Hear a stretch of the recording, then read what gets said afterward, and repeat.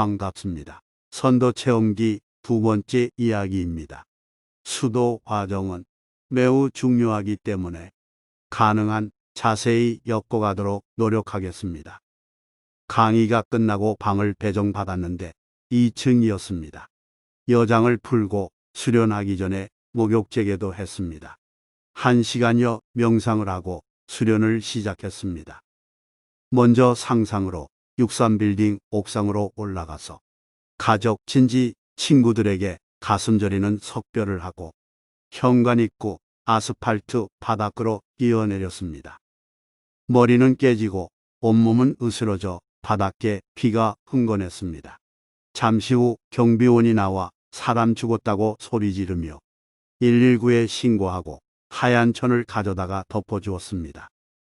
5분도 안 돼 앰뷸런스가 와서 시신을 거두어 어디론가 급히 달려갑니다.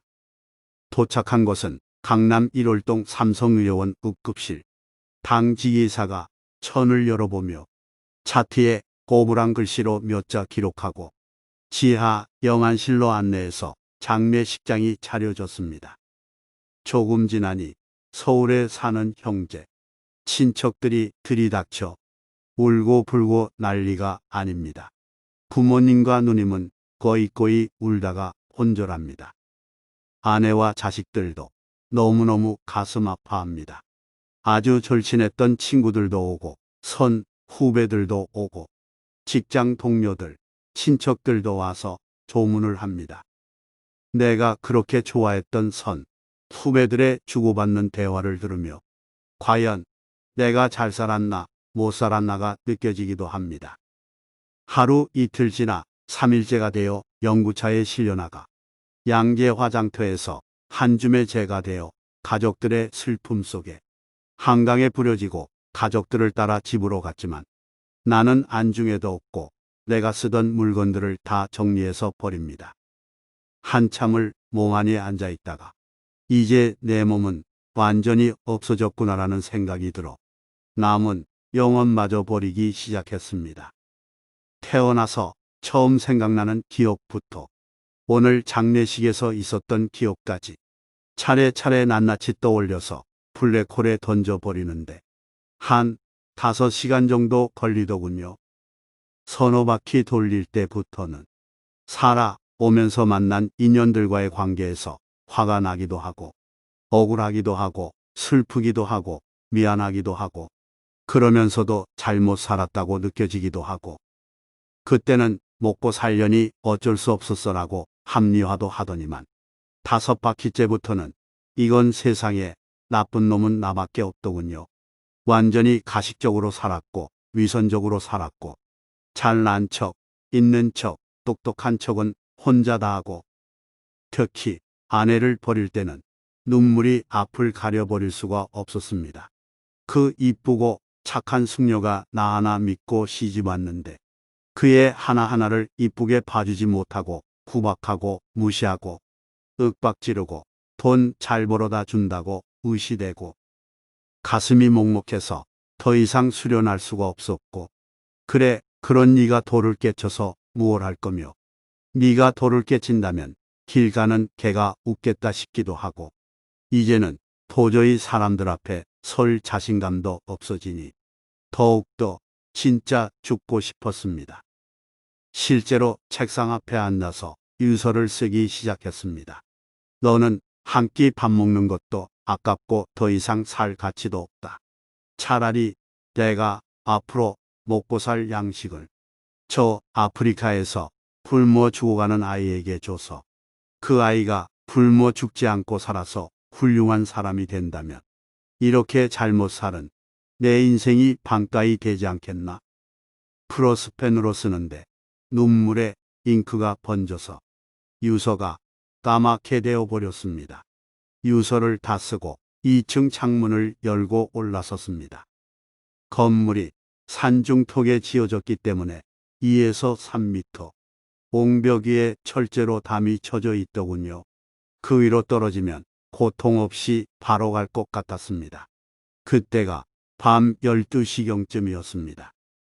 눈물이 범벅이 되어 부모님과 애들과 애들엄마에게 하직 인사를 하고 기어내리려는 순간, 아, 이러면 안 된다. 내가 떨어져 죽으면 이 수련원이 문을 닫을 것이다라는 생각에 슬그머니 내려왔습니다.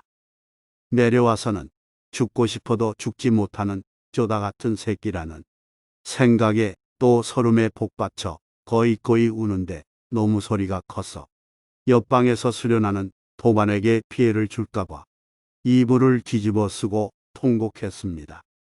얼마나 울었는지 이불을 걷으니 날이 훤히 밝았더군요. 다시 책상 앞에 앉아 버리기 시작했습니다.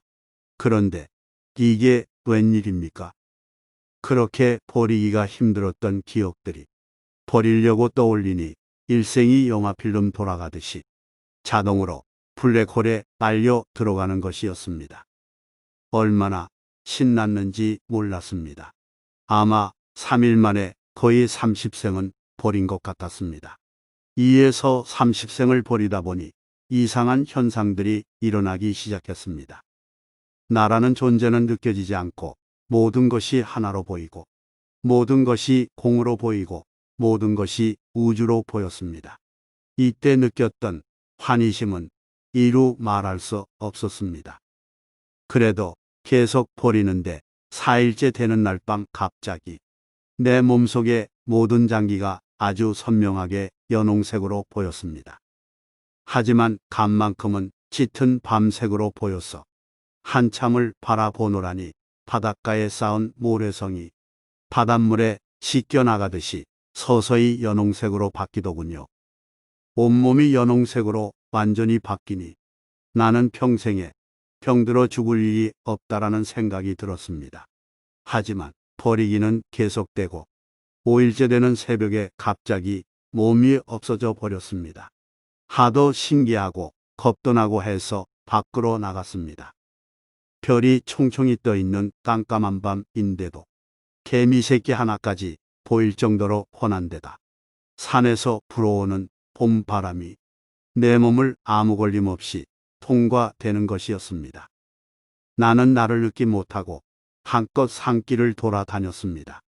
6일째 되는 날 선문답을 마치고 집에 전화를 했습니다. 그때 핸드폰은 모토로라 배터리가 볼록 튀어나온 폰이었습니다. 애들 엄마가 봤는데 또다시 눈물이 쏟아지더군요. 아무 말도 못했습니다.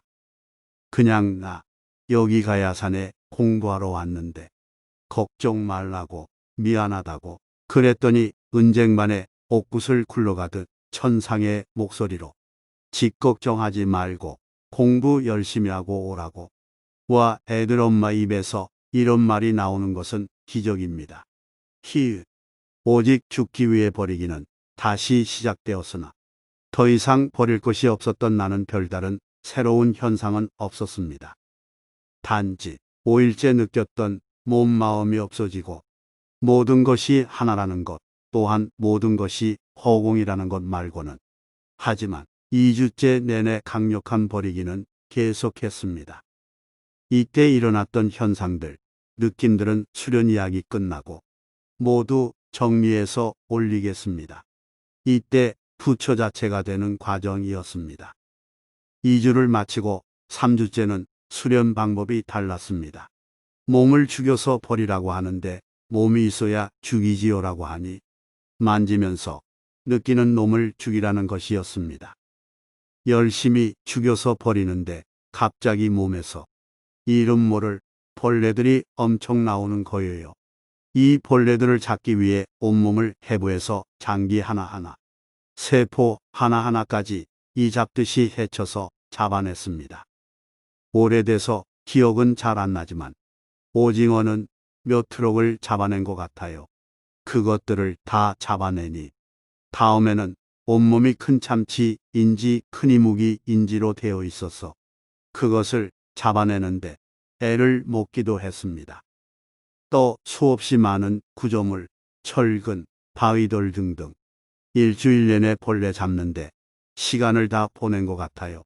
그런데 이게 웬일 죽여서 버리면 버릴수록 다시 내가 살아나는 거예요.